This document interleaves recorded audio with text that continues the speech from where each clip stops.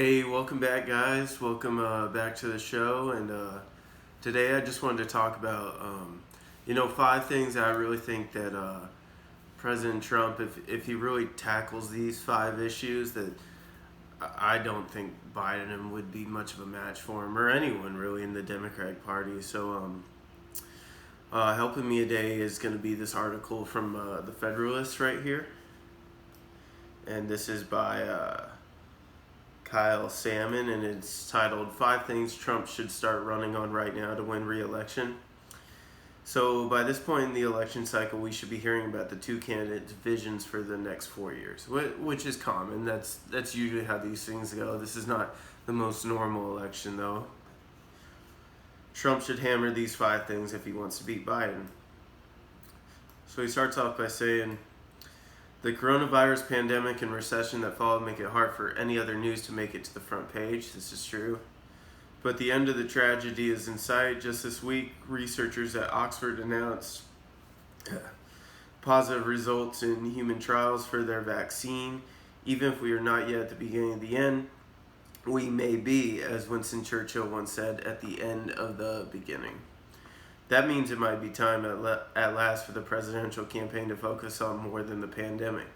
By this point in the election cycle, we should be hearing about the two candidates' visions for the next 4 years. And that's what I would say everyday Americans want to hear right now. They're ready to, this has been going on all year. Everything's politicized. We're ready to see what's going to happen next. Looking at President Trump's statements and actions over the past few years, one can discern a pattern. Overall, it comes down to the idea of protecting American freedom in all its forms. Now, I think this is important, especially because cities all over the country are just going insane. Like Portland is horrible right now. They've been rioting for, I think it's over like 50 straight nights or something like that. And these Democratic mayors are all upset now that President Trump is starting Operation Legend to bring in like federal agents. I don't know that I would say troops, federal agents of different agencies to come in and really stop the gun violence and bring it back to normal. And that's what people want. And these Democratic officials are upset at that. Like, your first job as an elected official is, and in a way, your only job is to protect your citizens, which they don't seem to care about. Emphasizing these 5 themes of protection could summarize for voters what they would get from 4 more years of Trump in the White House. So number 1 is protecting American jobs. And this is obviously something that's a crucial issue right now. There's one way in which Trump departed from Republican orthodoxy in 2016. It was on trade protection. Maintaining this message is paramount. The importance of jobs and the meaning of work used to be recognized across party lines in America. Increasingly, however, voices on the left are discarding the universal virtue of industriousness and advocating instead for a managed decline in which vast swaths of the populace are considered unemployable. Many moderates in both parties would respond to a message of getting more people off welfare and into jobs. And that's what we want right now. That's what would make the country thrive. Like, people want to go back to work. And of course, the left is trying to push out another stimulus check so to keep people on unemployment benefits and welfare through the election. And then they'll turn around and say, well, he hasn't got the economy running back again. This is all a ploy, obviously. So how could Trump sharpen this message for voters? Managed trade has been his signature issue and his most consistent belief since the 1980s. Trump has been free in using temporary tariffs to gain concessions from communist China. But that and even the United States-Mexico-Canada agreement are just tinkering at the edges of free trade. He should declare the rules of the game have changed and work with Congress to erect tariff barriers on unfree economies such as China. China outcompetes us on price because it uses state power to suppress wages, break unions, ignore environmental regulations, and operate state-owned businesses at a loss. Tariffs on China's goods would not ban these products. It would merely put them on equal footing with goods made in a free country. Beyond that, Trump and Congress should ban the import of goods produced with the slave labor of I'm not sure I'm saying this right, but Uyghur prisoners, which we know now is increasingly common in China. Many in Trump's own party will call this an industrial policy, and they will be right. But our steadfast refusal to make such a policy does not mean we don't have one. It means we have China's industrial policy imposed on us without our consent. Replace that with a policy that favors American jobs and trade with countries that operate honestly, and Trump will have achieved the biggest part of his 2016 agenda. Many 2020 voters will appreciate that and understand the contrast with Joe Biden's willful blindness on communist China. And Joe Biden's always been in on communist China, claiming they're not our enemy and that we need to work with them. His track record is exactly the opposite when it comes to China. And this is one of the main things I think that President Trump has believed in for years, and he really was inputting that, and he's brought so many jobs back. I mean, I think if he runs on that, that should be his number one, I would say. And then that brings us to number two. Another big one is obviously protecting the border. Protecting the border is so crucial. Another signature 2016 campaign issue was Trump's promise to enforce immigration laws. He has largely followed through on this policy, although mishandling of minors caught illegally immigrating significant damage to the administration, arranging more humane detention centers, and speeding up the judicial process for asylum claims could resolve that problem while keeping the promise of law enforcement. All the Democrats had to do was be normal, promise to fix the detention centers, and enforce the law efficiently. Instead, Biden and his party have campaigned on a decriminalization of illegal immigration, promising they would treat the crime of illegal entry into the United States as a minor civil offense, essentially no worse than jaywalking. Set against that, all Trump must do to appeal to an electoral majority is promise the vigorous enforcement of existing laws a mainstream position. And this is mainstream for a lot of Americans. I mean, it is the law, and you notice more and more Joe Biden and the far left, the radical left, are just pushing for laws that have been placed forever to just get rid of them. They're talking about abolishing ICE and just getting rid of all types of border patrol. This is what makes a country a country. Like, this isn't a globalization where all countries are one country where there's no borders. A border is what makes a country. I don't know. I mean, it's not any simpler than that. Protecting the border ties in with protecting American jobs. Labor is not exactly like any other commodity, but the laws of supply and demand do affect it.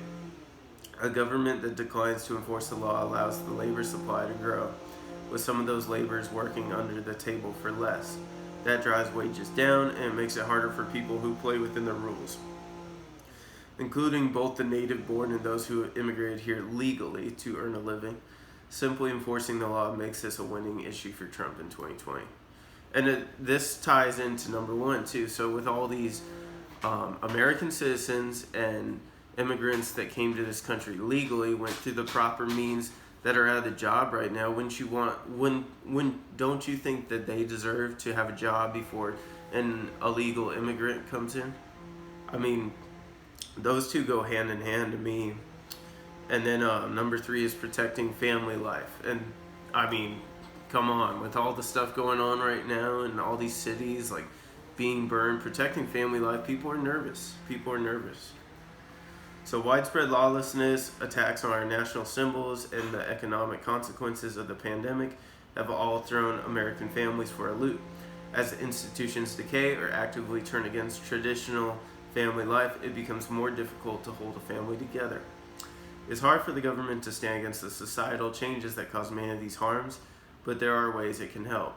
Trump has offered his support for the Cassidy-Sinema bill, a bipartisan proposal for a tax credit that would fund paid maternity leave.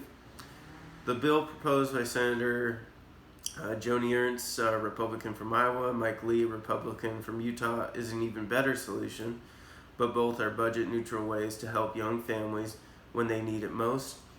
Our economy has changed to one in which two working parents in the norm, but Trump and these lawmakers recognize that economic concerns cannot always dictate family life. Another burden on young families is the lack of schooling in the wake of the Wuhan virus pandemic.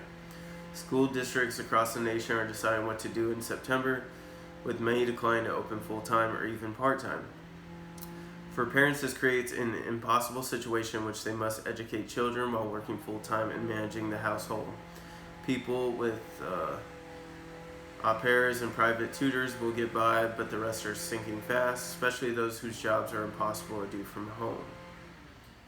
And that's another thing with, I have such an issue with the left saying that we can't go back to school. We can't risk one life. Like, it's not as black and white as that. There's a lot of gray in here, and that's what the left does. Everything is, it's good or it's bad. There's no gray area when really the answer is bad and another answer is worse. It's just good and bad to them. So, I mean, just think about, I mean, not everyone has the privilege to work from home or homeschool their kids or son like that, because a lot of parents, I mean, especially I would imagine single parents obviously have to work. Like, they have to work all day and they rely on school in that kind of babysitter type role for their younger kids, at least, you know. So it's just not doable to have them like on Zoom all day at home by themselves. Like, do you really think like really young kids, like probably like K through 5, can just sit there on a computer on Zoom all day? Like, it would never work. So federal powers in this area are limited and should be, but Trump should continue to promote open schools and school choice. Let education dollars follow the child, not the school, and parents will be better able to provide education for their kids and begin to restore normalcy to that crucial part of American life.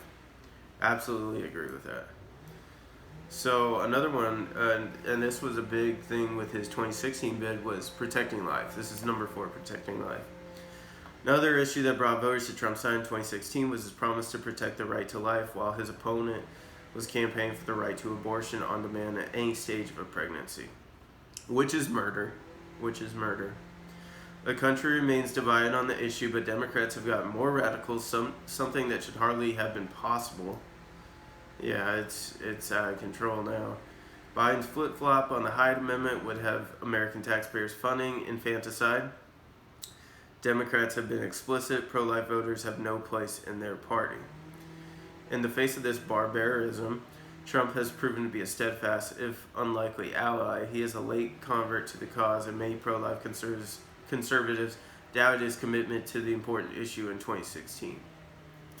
But whether out of political convenience or a true change of heart, the president has trumpeted the cause of life, even attending the March for Life this year, something no other president has ever done. Yeah, he was there. I believe he spoke at the March for Life, and he is the first president that's ever gone to that. That was a big deal. Any Republican president who falls short on this point would lose a considerable portion of his base. Trump has lived up to his promises in this area to turn out the voters he needs to win in 2020. He must remind them of this point and contrast it with the increasing pro-abortion tilt of the Democrats.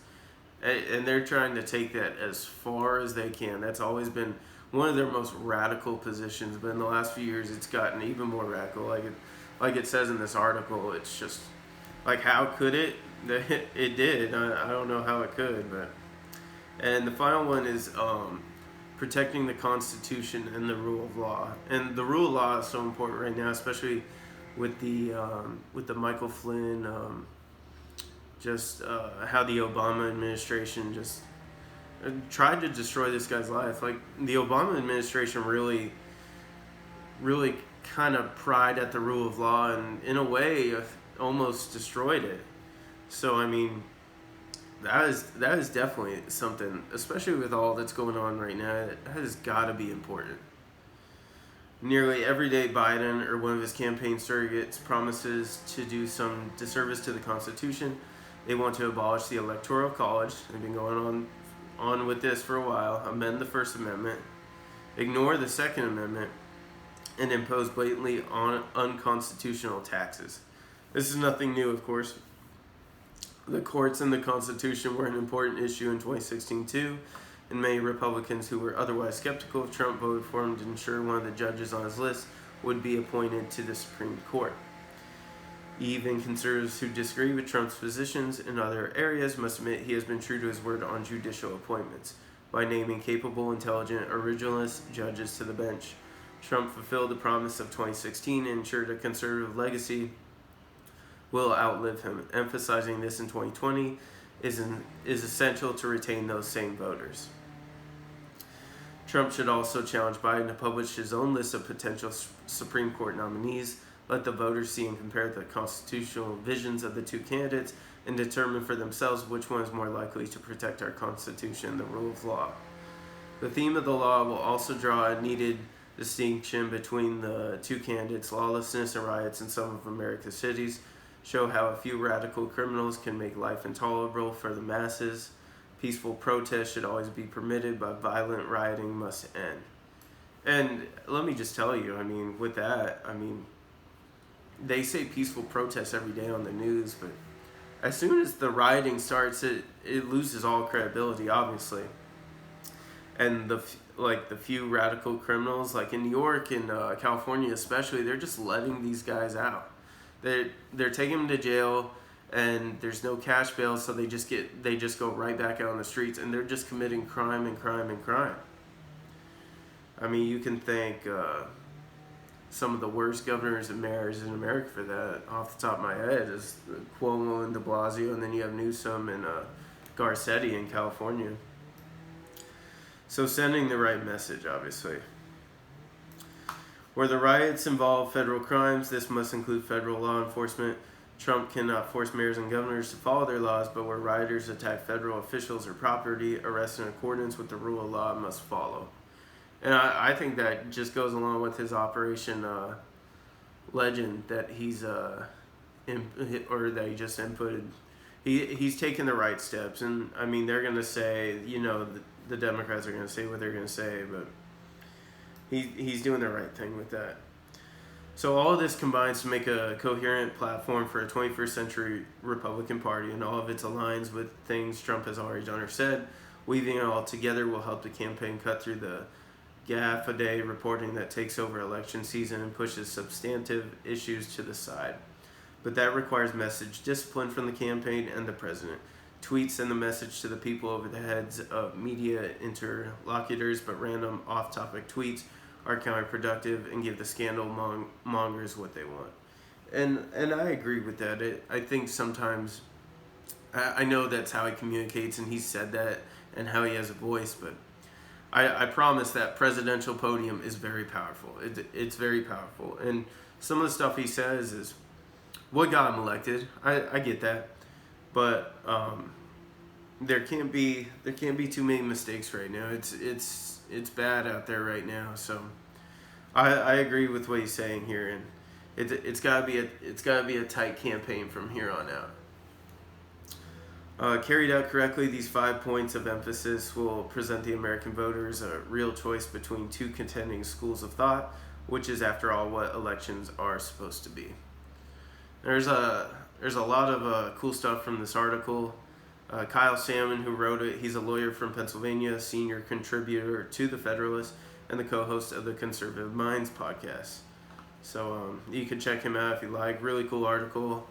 And just let me know what your thoughts are on that, as I kind of shared mine. Please press that like button. Please press that subscribe button, and we'll see you guys next time, okay?